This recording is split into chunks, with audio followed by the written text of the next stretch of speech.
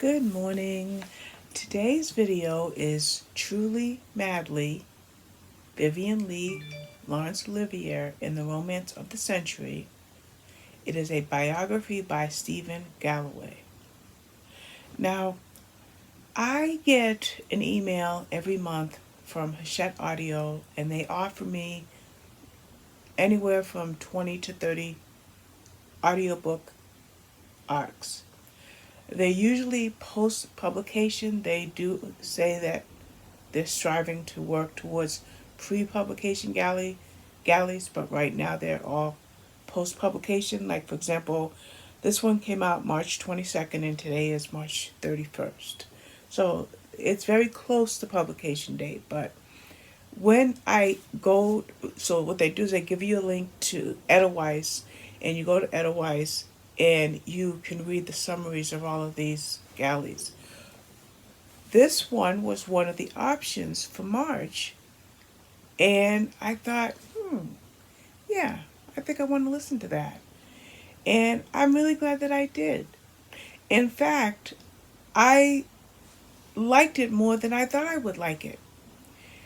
And the reason why is because these are Vivian Lee and Sir Laurence Olivier were Hollywood icons from decades and decades ago. In fact, I've only seen a few of the movies that Vivian Lee has been in, and only maybe one of the movies Sir Laurence Olivier has been in. But yet, this description sounded intriguing enough for me to go ahead and want to try it. So, speaking of the description, let's read that right now. It says, a sweeping and heartbreaking Hollywood biography about the passionate, turbulent marriage of Laurence Olivier and Vivian Lee. In 1934, a friend brought fledgling actress Vivian Lee to see Theatre Royal, where she would first lay eyes on Laurence Olivier in his brilliant performance as Anthony Cavendish. That night, she confided to a friend he was the man she was going to marry. There was just one problem. She was already married, and so was he. Truly Madly is the biography of a marriage, a love that still captivates millions, even decades after both actors' deaths. Vivian and Larry were two of the first truly global celebrities, their fame fueled by the explosive growth of tabloids and television, which helped and hurt them to equal measure. They seemed to have it all, yet in their own minds they were doomed, blighted by her long undiagnosed mental illness, which transformed their relationship from the stuff of dreams into a living nightmare. Through new research, including exclusive access to previously unpublished correspondence and interviews with their friends and family, author Stephan Galloway takes readers on a bewitching journey. He brilliantly studies their tempestuous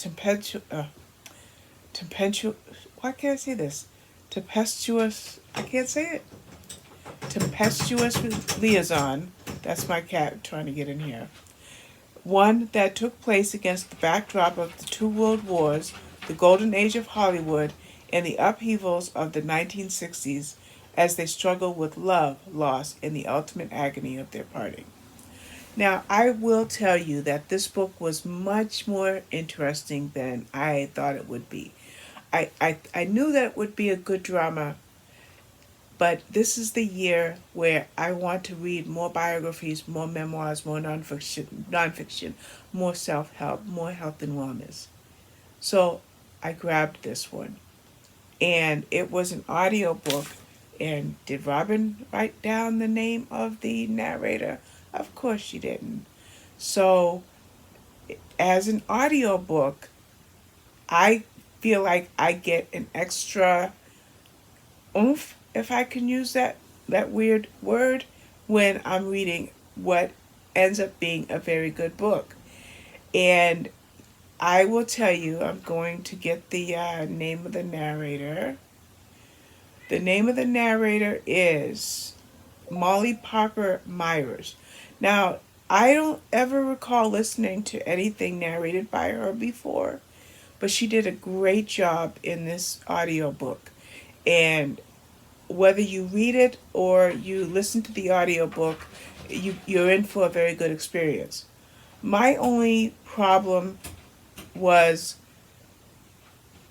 there was probably good supplemental information like footnotes and proof of Stephen Galloway's research that was not accessible in this audiobook.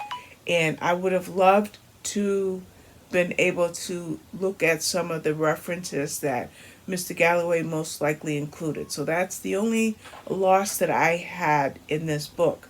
But what about Vivian Lee and Laurence Olivier? And in the whole book, they call him Larry.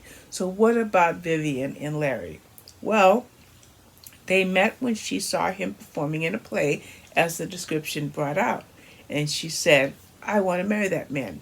But she was married, he was married. In fact, before long, she had a child with her husband, he had a child with his wife. But the two became friends. As a matter of fact, the audiobook said he called her Ms. Lee, then he called her Vivian, then he called her Viv, then he called her Vivling. So the more they came across one another, the more closer they became, to where he called her Vivling. In fact, if I'm not mistaken, that was the nickname that she had from her then husband. Well, it didn't take long before their friendship and their companionship led to an adulterous affair for the both of them. And all while this was happening, there were some moral issues. One thing is Olivier's father was, I believe, a minister, and he had, with his strong religious upbringing, he fought against his own immoralities.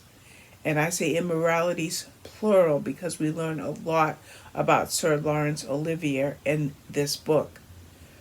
So there's that part of it, his religious upbringing. And then there's the stigma, yes, because this was in 1930s when they started to become close. There was the stigma of adultery. It was not a big thing, acceptable the way it is in today's world. But it was started off with the stage, and it ended up being then it was in London where they performed, and then eventually Hollywood. And then there was a different set of rules. And with this different set of rules, they were able to carry on. In fact, they eventually got married, but that's like way into the book because it's a 13-hour audiobook. Now, while they are going through their personal relationship and their issues that are connected to their relationship, he's rising in the world of on the stage, especially when it came to Shakespearean performances. And she's also rising in Hollywood. In fact, got nominated for and won 2 Academy Awards. And they're just, they're climbing the ladder of success when it comes to Hollywood lifestyle. But then World War II breaks out, and they do eventually make it back. Please forgive me.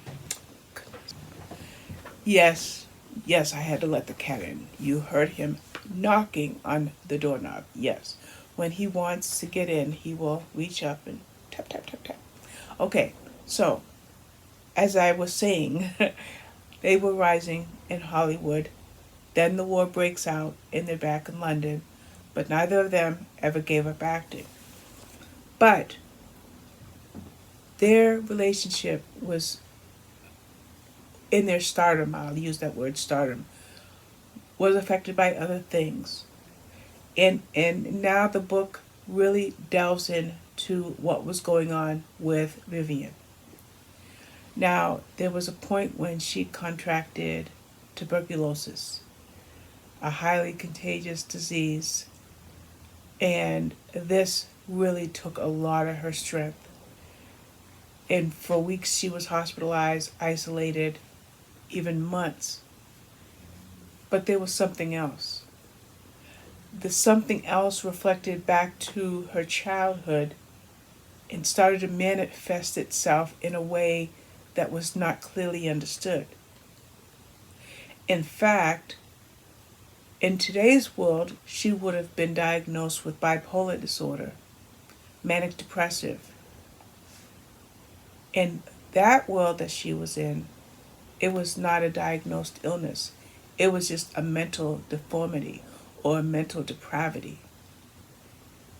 But our biographer, Stephen Galloway, did a lot of research, and he talked to a lot of people, some people that are still alive today that remember, that knew them, that saw what Vivian went through.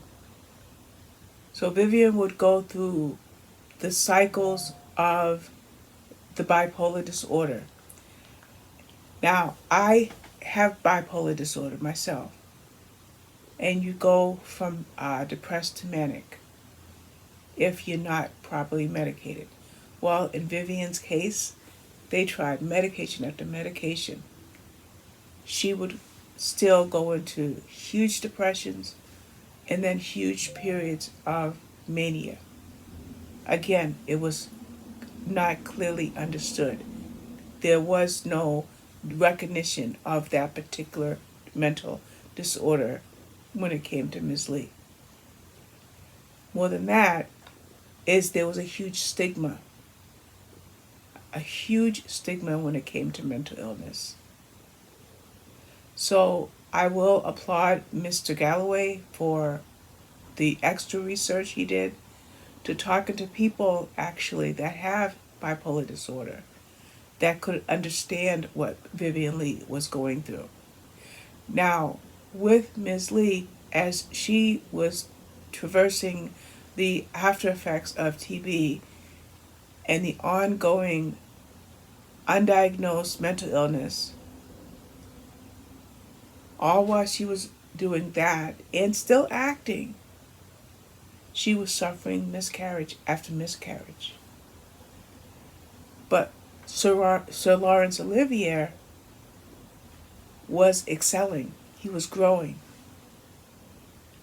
He even became Sir. He was just Larry, and now he's Sir Laurence Olivier.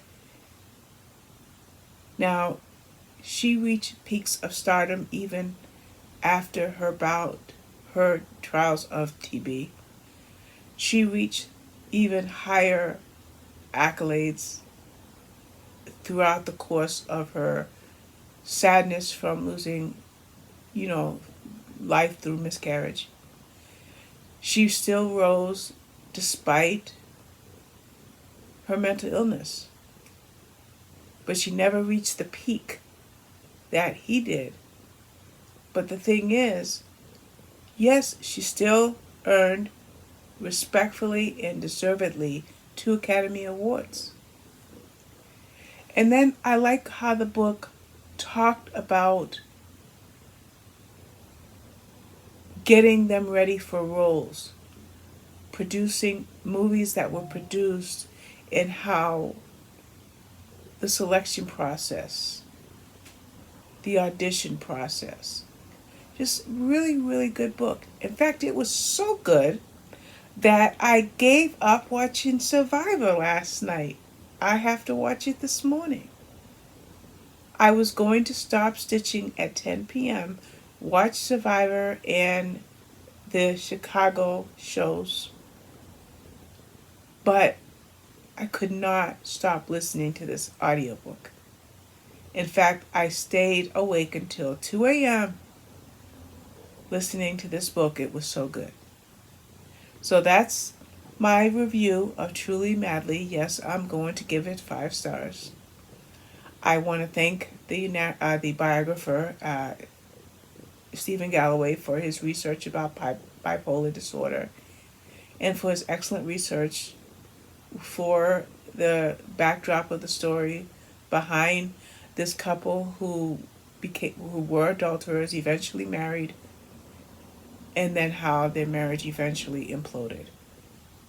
Their fantasy became a nightmare, as the blurb said. So, that's about it. I'm going to end this review. I've got to edit it because my cat was knocking on the door to come in here, but I just want to share this with you guys. Hopefully somebody is as interested in old Hollywood legends like I am, and maybe you'll want to read it. Alrighty, thank you. Bye-bye.